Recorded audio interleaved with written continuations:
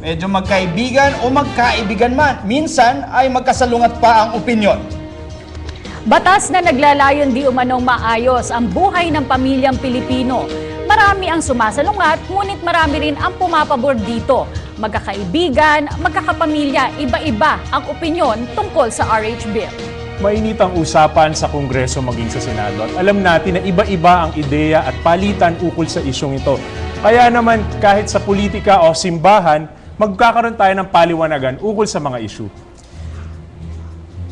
Kaya ngayong hapon, samahan niyo po kami at tutukan para malaman natin ang iba't ibang posisyon, iba't ibang paliwanag hinggil dito sa RH Bill. Tara na at manood po tayo ng The RH Bill, a PTV Special Forum.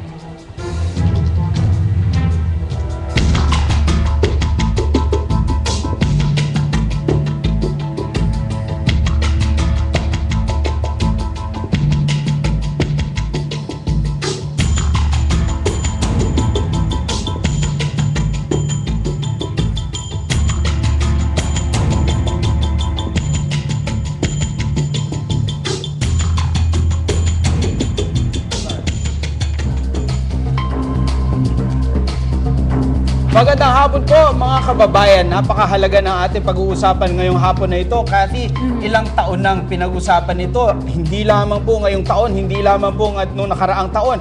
Mga more than 10 years na pinagdedebatihan itong isyong ito.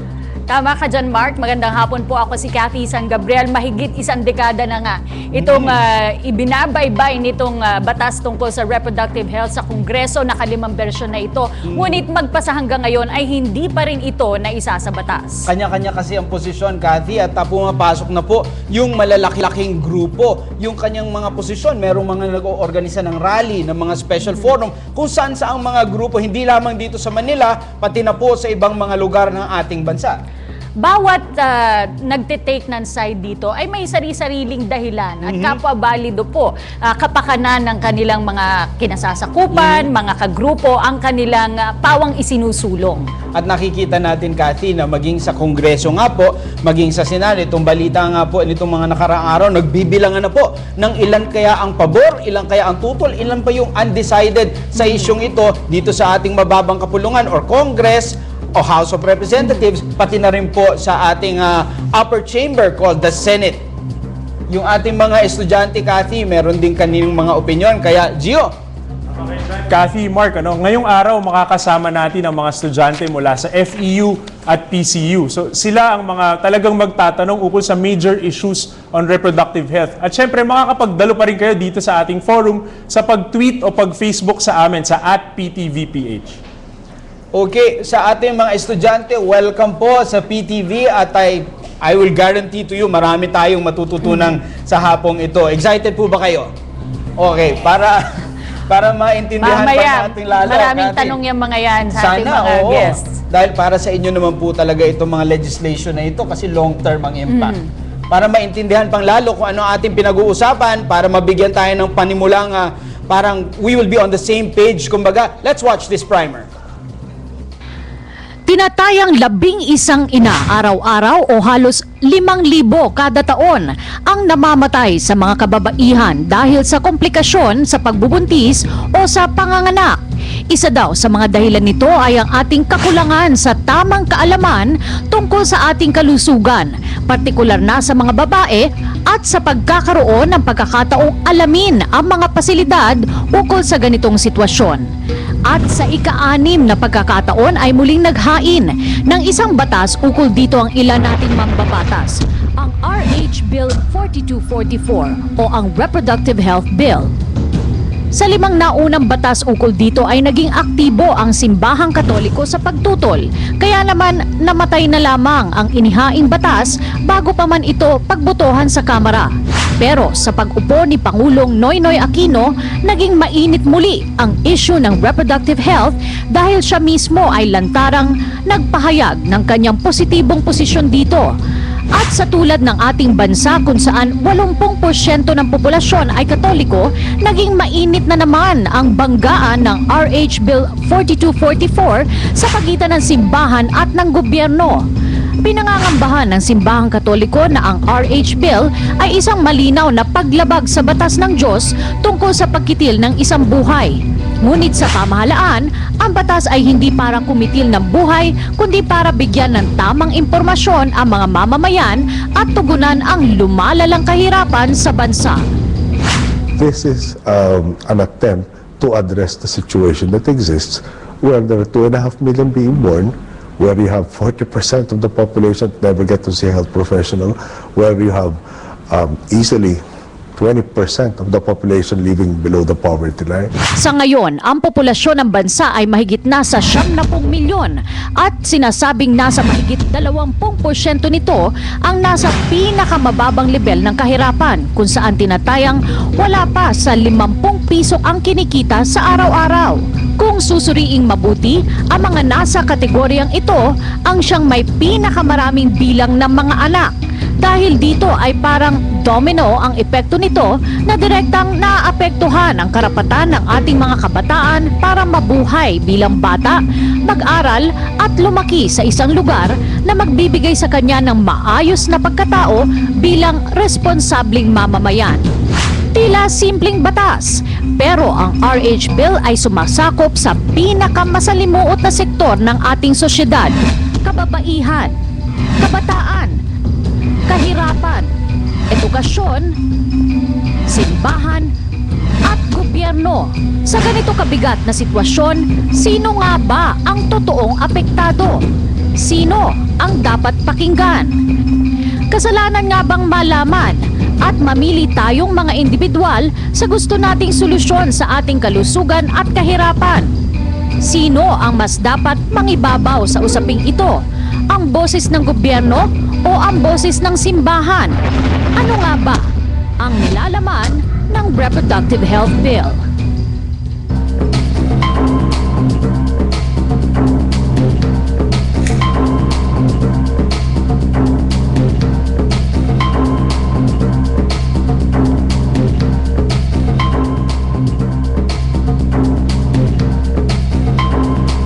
Marami na tayong narinig na debate, marami na po tayong nabasa mga opinyon sa mga dyaryo, mga kababayan sa radyo, telebisyon. Naririnig natin ito halos araw-araw. Pero Cathy, ang napapansin ko lang, parang yung ating mga kababayan, parang naguguluhan pa tayo ng konti. Ano po ba ang tinutugunan nating problema dito? Pangalawa, ano po ba yung ating pinagdidebatihan? Ano po ba talaga yung issue? Kasi pwedeng nagsabi, is it about condoms? Is it about sex education? Ano po ba talagang pinagdidebatihan? At pangatlo siguro, kung ano po ang mga posisyon ng bawat grupo at ng bawat sektor. Kaya Mark, para maintindihan itong mga tanong na iyong sinabi kanina, marami tayong mga panauhin. Umpisahan na natin. Bishop Daniel Arichea ng United Methodist Church. Welcome po, Bishop.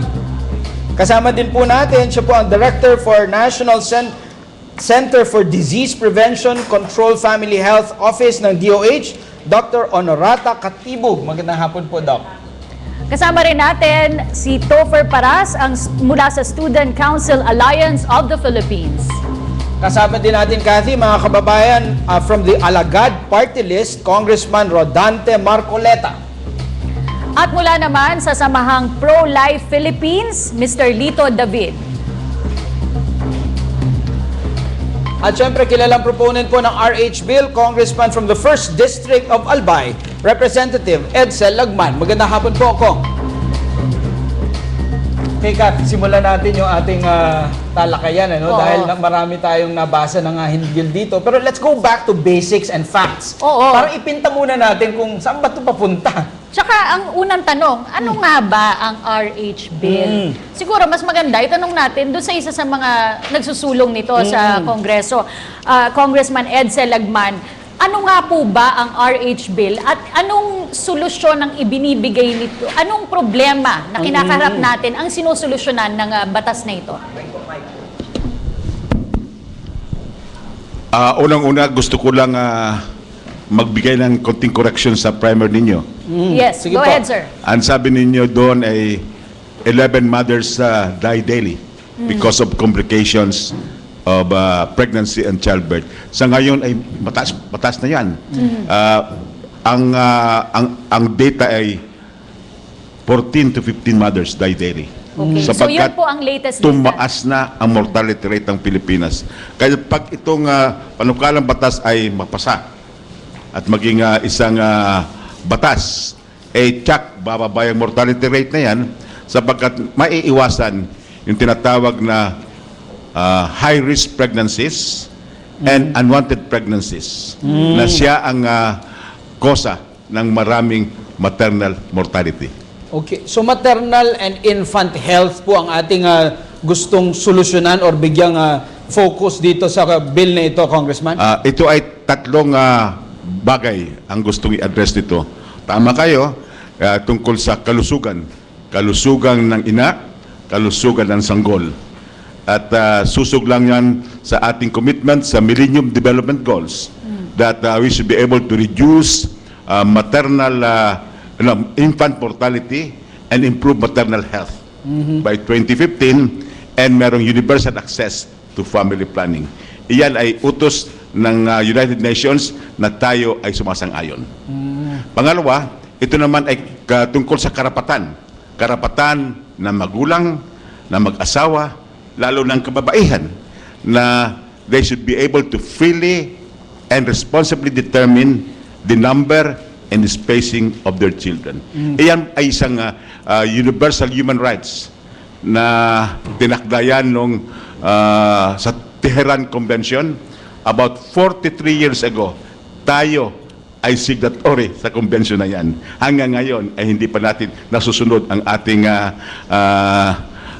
ating obligasyon sa convention na yan. Okay. At pangatlo ay itong tinatawag natin na sustainable human development. Okay, maraming salamat ko. Gusto ko itanong kay Congressman Marcoleta dahil kasi nabasa natin it's ilan sa mga proponents ito nagsasabi dati na tinutugunan din ito ang problema sa population, and yet in the light of itong mga developments nga nabasa natin na Congressman na nagsasabi na the Philippines will be 16th biggest economy in the world in the year 2050 because of our population. Nagbago po ba yung issue na yan? Hindi na po ba factor ang population dito sa RH bill debate?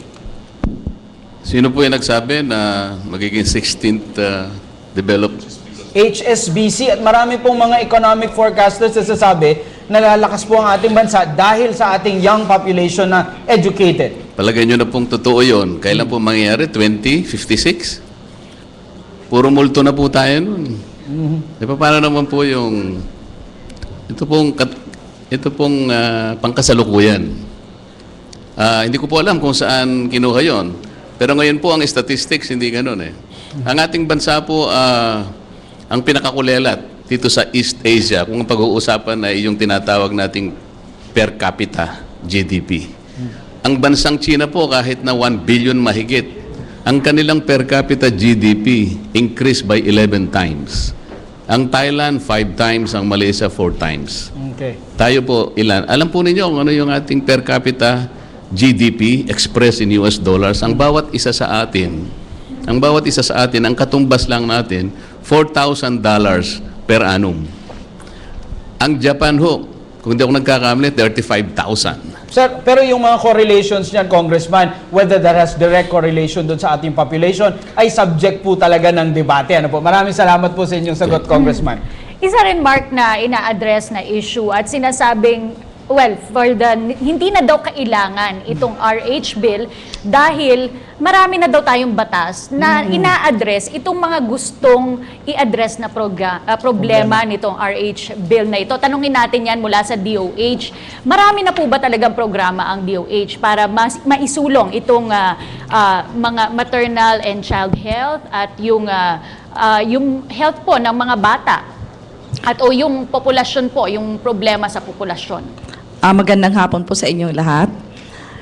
Totoo po yun, maraming programa doon sa Department of Health, lalo na sinasabi natin mga public health programs na ang mga beneficiaries yung ating pong public population. Ang nakasalalay po dito sa proposed reproductive health bill, ito po ay sinasabing it will have more focus in terms of addressing yung mga priority populations, yung vulnerable population, kagaya po ng sabi ni Congressman Lagman, yung mga problema po sa mga kababaihan, focus on the problems on maternal health, focus on problems of child health, at saka yung sinasabing ensuring sustainable funding. Kasi ang katunayan po, yung isang nagiging problema in terms of implementation of public health programs ay yung pong sa PODO, yung resources na kailangan po para ma-sustain natin na ma-implement yung program ng maayos. Lalo na po sa frontliners, yung pong service providers sa local government units natin. So, yung yung pakay po ng reproductive health bill ay magkaroon talaga ng insured at sustained funding, available resources na makukunan po para mapatuloy po natin ang ating mga Nako, programa. napakaganda niyan. Napakaganda niyan, Dr. Cathy, dahil nabasa natin na yung for the longest time, ang nagbibigay ng pondo para sa ating mga contraception ay yung United States Aid Agency. Ano po, nung natapos po yung funding from the USAID, medyo nahirapan tayo. Pakilala lang natin yung ating kararating lamang na guest, Cathy. Tapos bato natin yung question doon sa ating representative from Pro-Life. But from an obstetrician gynecologist from the St. Luke's Medical Center, Dr. Concepcion Ilaw. Magandang hapon po, Doc. We'll be asking Doc later for her mga medical opinion, scientific Oo, kasi opinion. maraming pagtatalo dyan. Kung abortion ba yung paggamit ng Yes, contraception, di ba? yes, Yan yung oo. isa sa mga malaking usapin. Pero we'd just like to inform our audience na inibita po namin ang representante po ng CBCP at ang Chief of Staff po ni Senador Tito Soto, na kilala po natin bilang isa sa mga sumasalungat dito sa RH Oo. Bill, ngunit hindi po sila available ngayong hapon. Pero nagpapasalamat pa rin tayo at balanse dahil meron po ditong talagang kilala naman po sila para sa kanilang posisyon na tutol po dito sa RH Bill coming from the Pro-Life Philippines, Sir Lito David. Sir Lito, napapag-usapan natin so far yung sinasabi nating tinultugunan or mga issue or mga pangangailangan na ina-address nitong RH Bill na ito. Anong pananaw nyo dito sa mga bagay na ito? Tatlong bagay lang naman yung naisisulong ng RH Bill. Pating ka rin yung sex education sa kabataan. Ikalawa, paramihin, no?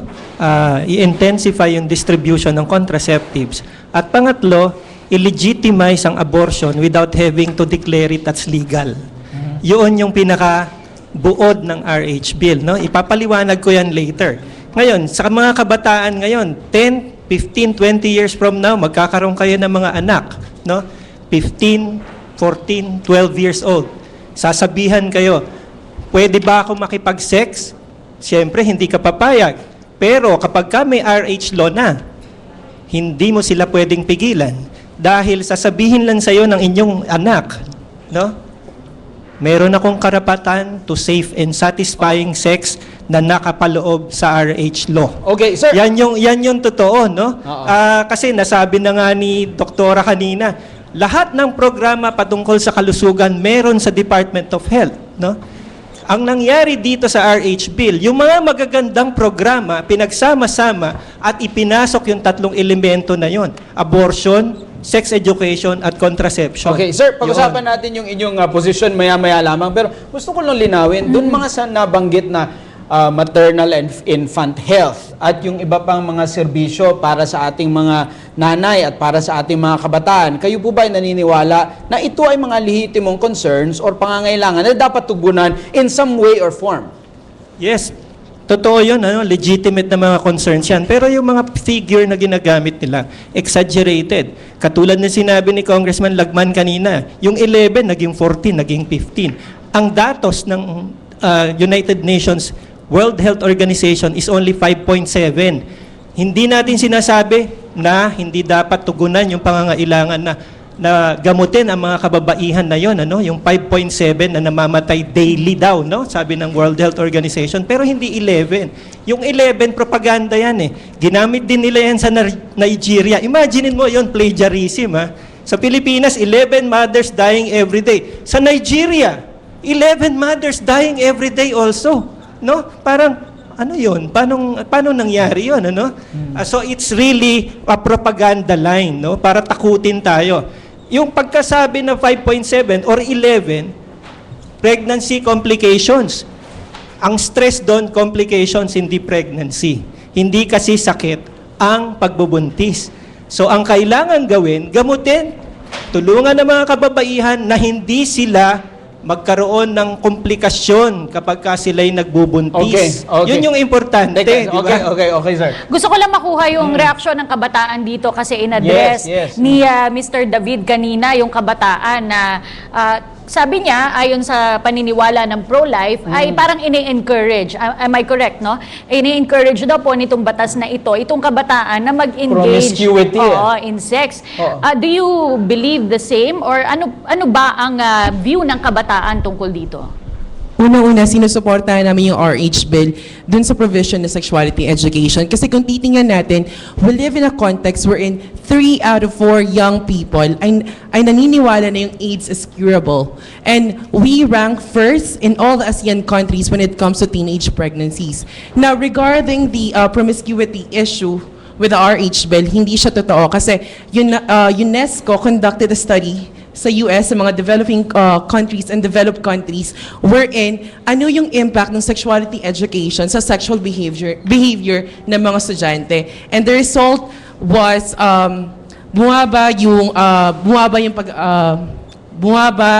yung pag-i-initiate ng sex, yung sexual partners ay kumukonti rin, at yung frequency to have sex ng mga kabataan ay bumaba din siya. So, ibig sabihin lamang doon, yung sexuality education is good for the students para maging prepare sila at maging aware.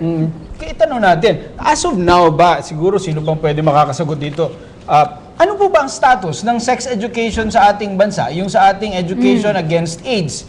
Siguro yung ating taga-DOH, madam, kung nagiging concern nga itong promiscuity, sex education, wala po ba Is it tayong being taught? And is there a Oo. need po for further sex education? Sa kasalukuyan po, mayroon po tayong sinasabing adolescent health program. Doon po sa Department of Health. Sa POPCOM naman, mayroon din sila yung Adolescent Health, Youth and Development Program. Yung pong sinasabing sexuality education, sa ngayon po, it's not yet being conducted in most of the schools. Mayroong ginawa na project sites noon when that module on adolescent repro health education na prinopose na uumpisahan na sana. Pero doon sa nung i-implement na ito, sabing scale up na, mayroong mga nag-oppose na sinabing there's a need to review the modules kasi hindi po ito kaaya-aya para sa grupo po na umaayaw ng pagbibigay ng sexuality and reproductive health education from yung mga sabing elementary and high school students. So nabalam po siya. Yes, Yes, Congressman. Palagay ko kailangan ayusin natin yung datos natin. Ha? Yung tungkol dun sa maternal death rate na ang namamatay 14 to 15 mothers because of complications from pregnancy and childbirth, yan ay datos ng gobyerno. Iyan ay survey ng Household and Family Survey ng gobyerno. Kaya at iyan din ay kumpirmado ng United Nations agencies. Kaya hindi tayo nag-iimbento ng datos. Those are empirical data na ginawa ng gobyerno at confirm ng United Nations agencies. At yun naman sex education, wala naman talagang empirical study that this will promote promiscuity. Or we are going to create a breed of sex maniacs sapagkat binigyan natin ng sexuality education ang ating mga kabataan. Hindi ho totoo yan. Tama yung sinabi ni Mr. Paras na ang lahat na mga pag-aaral ng United Nations at progressive countries, maganda ang resulta ng sexuality education. Unang-una, proper sex values are inculcated sa ating mga kabataan. Pangalawa, tama si Mr. Paras, na nadidelay ang entrance into sexual relations. Pangatlo, merong abstinence before marriage. Naiiwasan ang multiple sexual partners. Iyan ang lahat ng magandang benepisyo ng sexuality education. Thank you for Kaya setting it straight, gusto ko Kong. pa rin sabihin dito na bakit kailangan natin ang formal RH and sexuality education sa Pilipinas sapagkat sa ating mga bahay halos tabu ang pag pinag-usapan ang sex, hindi ba? Kayo mismo ang magkukumpirma niyan. So, meron default sa ating mga magulang. Kaya kailangan pumasok ang formal education upang ang ating mga kabataan huwag kumuha ng sa kanilang impormasyon tungkol sa sex sa polluted sources. Okay, thank you so sa much, mga masagwang sources. Thank you for setting that straight, ano? Ito ina-address nga, isa sa mga issues sa problema na ina-address, itong maternal and child care. Tanungin natin ang ating magaling na OBGYN na OB-GYN ko rin dati pa, si Dr. Ila Oreta. Is there really a need po na ma-enhance itong pag-aalaga sa buntis na ina at sa kanyang sanggol? Kulang po ba ang ating bansa dito? Definitely kulang ang kasi yung maternal mortality rate at saka yung neonatal death rate. Totoo po ba yun? Yun ang mga parang natin signal kung mataas yun, pangit ang situation ng bansa na yon. Very poor ang healthcare, very poor ang government. So kailangan i-improve talaga din natin yon. Thank you. Sa ngayon po, Gauge so kasi ibig yun sabihin sa ngayon po ay talagang malaki ang pangangailangan po ng ating mga kababayan dito. Totoo rin po ba na marami sa ating mga ina ang hindi nanganganak sa isang laying in o sa ospital? Yes. Gusto ko itanong kay Bishop, before pasasagutin ni Bishop ito before when we return from the gap. Pero Bishop, mangiiwanan kong question sa iyo. Sinasabi dito sex education. Sinasabing dapat formal ituro sa eskwelahan. Hindi ba sapat na sa simbahan? Hindi ba sapat na sa ating mga pamilya? Wala bang danger kung iba ang magturo nito at hindi ang magulang? Pakisagot po sa pagbabalik po ng ating special forum.